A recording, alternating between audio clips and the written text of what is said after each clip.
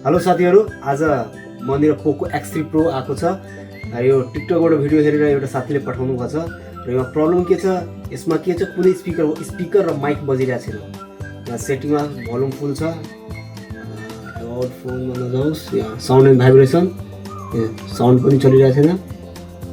रिङ्गिङ पनि साउन्ड आइरहेको छैन, प्लस माइक पनि। माइक रिकर्डर खोल्दा केही एरर थ्रो गर्छ। रिकर्ड